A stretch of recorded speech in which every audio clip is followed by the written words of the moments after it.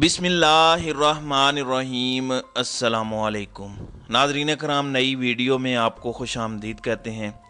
इस वक्त तक की सबसे बड़ी और सुप्रीम कोर्ट ऑफ पाकिस्तान से आप इसे धमाका खेज़ खबर कहें तो ये कहना गलत नहीं होगा, क्योंकि जस्टिस काजी फ़ाइज़ ईसा का एक फ़ैसला इस वक्त मंजर आम पर आ चुका है और चीफ जस्टिस के हुक्म को उड़ा के रख दिया है। काजी फ़ाइज़ ईसा ने 184(3) का जो केस था, जिसके अंदर 1-2 की तनासुब से एक फ़ैसला दिया, जिस पर चीफ जस्टिस ने 6 रुकनी बेंच बनाया और उस 6 रुकनी बेंच ने जस्टिस काजी फ़ाइज़ ईसा के फ़ैसले को निगेट किया और कहा कि ये उनका मैंडेट ही नहीं है। लेकिन अब जस्टिस काजी फ़ाइज़ ईसा ने उस 6 रुकनी बेंच को गैर कानूनी करार दे दिया है। सुप्रीम कोर्ट के जो जज साहिबान हैं, चीफ जस्टिस का जो फैसला है, और उसके अंदर एक और डेवलपमेंट भी है। बात यहाँ पर रुक नहीं रही, बात यहाँ पर बहुत आगे बढ़ चुकी है। जस्टिस काजी फ़ाइज़ ईसा का एक केस है जो कि इस वक्त ऑनरेबल चीफ जस्टिस के सामने भी लग चुका है और जस्टिस काजी फ़ाइज़ ईसा का मामला अब चीफ जस्टिस के सामने आने वाला है। वही हो रहा है जिसका खदशा था। और अब क्या होगा, इस वक्त यूं लग रहा है कि पाकिस्तान में एक सुप्रीम कोर्ट नहीं है। इस वक्त ये परसेप्शन बिल्डअप हो चुकी है कि पाकिस्तान के अंदर 2 सुप्रीम कोर्ट्स हैं। एक chief justice of Pakistan justice Umar Ata Bandial की सुप्रीम कोर्ट है, तो एक सुप्रीम कोर्ट जस्टिस काजी फ़ाइज़ ईसा की है, जो कि सीनियर मोस्ट जज हैं, जिन्होंने आज नहीं तो कल सितंबर तक चीफ जस्टिस बन जाना है।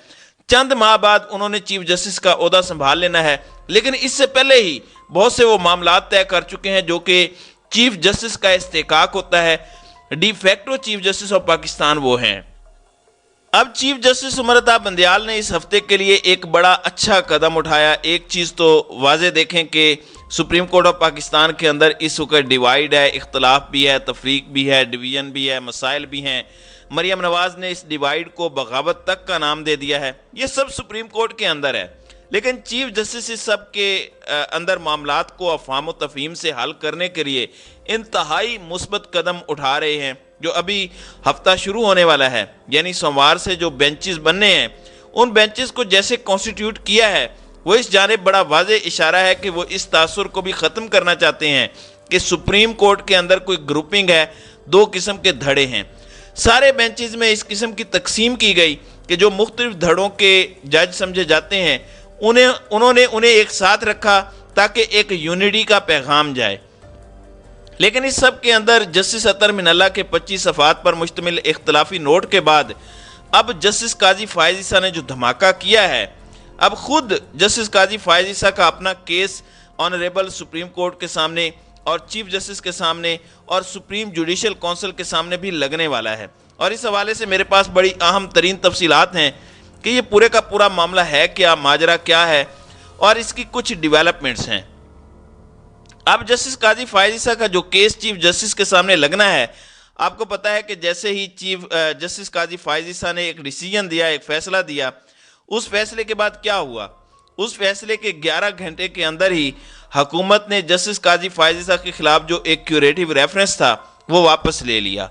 और फिर सदर मुमलिकत ने भी बहुत अच्छा किया। जो चीज़ ठीक है वो ठीक है।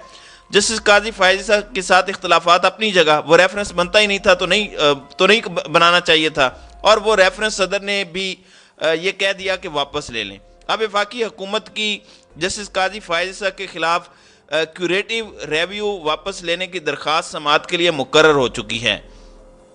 चीफ जस्टिस पाकिस्तान उमर अता बंदयाल काजी फ़ाइज़ ईसा के खिलाफ क्यूरेटिव रिव्यू वापस लेने की दरख्वास्त पर 10 अप्रैल को इन चैम्बर समाअत करेंगे। याद रहे कि वफाकी हुकूमत ने जस्टिस काजी फ़ाइज़ ईसा के खिलाफ क्यूरेटिव रिव्यू वापस लेने के लिए सुप्रीम कोर्ट से रुजू किया था। सदारती रेफरेंस खारिज होने के बाद पाकिस्तान तहरीक इंसाफ के दौर में जस्टिस काजी फ़ाइज़ ईसा के खिलाफ क्यूरेटिव रिव्यू दायर किया गया था। इस हवाले से इमरान खान ने भी एतराफ़ किया कि जस्टिस काजी फ़ाइज़ ईसा के खिलाफ सदारती रेफरेंस दायर करना हमारी हुकूमत की गलती थी और ये किसी और की मंशा और मर्जी थी और ये चीज़ें नहीं होनी चाहिए थी। तो ये केस अब honourable chief justice of Pakistan के सामने लग चुका है। लेकिन अब जो चीज़ है, एक जानिब तो खैबर पख्तूनख्वा बार कौंसिल ने चीफ जस्टिस ऑफ पाकिस्तान से मुस्ताफ़ी होने का मुतालबा किया है। इस वक्त ना सिर्फ जुडिशरी بلکہ بارز اور وکلاء کو بھی ڈیوائیڈ کرنے کی ہر ممکن کوشش کی جا رہی ہے۔ اور آپ دیکھ لیں کہ جسٹس قاضی فائز عیسیٰ کے خلاف بھی درخواستیں آئی ہیں، انہوں نے اپنے اختیارات سے تجاوز کیا ہے اور انہوں نے چیف جسٹس کا کام خود کرنے کی کوشش کی ہے، اس طرح کا ان کے اوپر بھی الزام عائد کیا گیا ہے۔ اب وائس چیئرمین کے پی بار کونسل نے کہا ہے کہ چیف جسٹس آف پاکستان کے آمرانہ انداز پر ہمیں تحفظات ہیں۔ کے پی بار کونسل نے وفاقی حکومت سے chief justice supreme court Umar Ata Bandial کے خلاف ریفرنس دائر کرنے کا مطالبہ کرتے ہوئے کہا کہ جسٹس اطہر من اللہ کے نوٹ کے بعد واضح ہو گیا کہ انتخابات کیس کا فیصلہ 4-3 کی اکثریت کا ہے۔ چیف جسٹس عمر عطا بندیال نے اپنی انا کی تسکین کی خاطر غلط بیانی سے کام لیا۔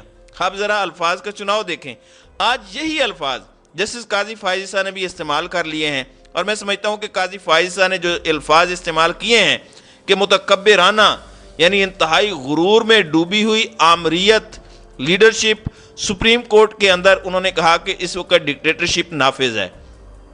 متکبرانہ آمریت کے دھند میں لپٹے کسی کمرہ عدالت سے نکلنے والے فیصلے آئین کو برطرف نہیں کر سکتے، یہ الفاظ قاضی فائز عیسیٰ کے ہیں۔ یہ بنیادی طور پر حافظ قرآن کے 20 اضافی نمبر کیس کا جو تفصیلی نوٹ ہے وہ اس وقت ویب سائٹ پر بھی جاری کیا جا چکا ہے۔ آپ یہاں سے اندازہ کر لیں کہ اس خبر کی کیا اہمیت ہے۔ جسٹس قاضی فائز عیسیٰ نے حافظ قرآن کو 20 اضافی نمبر کیس میں تفصیلی جو فیصلہ ہے اس کا جاری کیا ہے۔ تفصیلی فیصلے میں جسٹس قاضی فائز عیسیٰ نے لکھا کہ از خود نوٹس نمبر 4/222 میں 29 مارچ کا حکم 4 اپریل کا نوٹ منسوخ نہیں کر سکتا۔ متکبرانہ آمریت کی دھند میں لپٹے کسی کمرہ عدالت سے نکلنے والے فیصلے آئین کو برطرف نہیں کر سکتے، یعنی ایک ایسا کمرہ عدالت جہاں ڈکٹیٹرشپ ہے۔ یہ ہمارے اگلے چیف جسٹس ہیں جن کے یہ الفاظ ہیں۔ جسٹس قاضی فائز عیسیٰ کے فیصلے میں کہا گیا ہے کہ رجسٹرار سپریم کورٹ عشرت علی وفاقی حکومت کے ملازم ہیں۔ عشرت علی کو ڈیپوٹیشن پر بطور رجسٹرار سپریم کورٹ بھیجا گیا۔ عشرت علی کو 3 اپریل کو وفاقی حکومت نے بذریعہ نوٹیفیکیشن واپس بلا لیا۔ عشرت علی کو وفاقی حکومت نے فوری اسٹیبلشمنٹ ڈویژن کو رپورٹ کرنے کا حکم دیا۔ انہوں نے اپنے فیصلے میں لکھا کہ عشرت علی نے وفاقی حکومت کے حکم کی تعمیل سے انکار کیا۔ 4 اپریل کو عشرت علی نے خود کو غلط طور پر رجسٹرار ظاہر کیا۔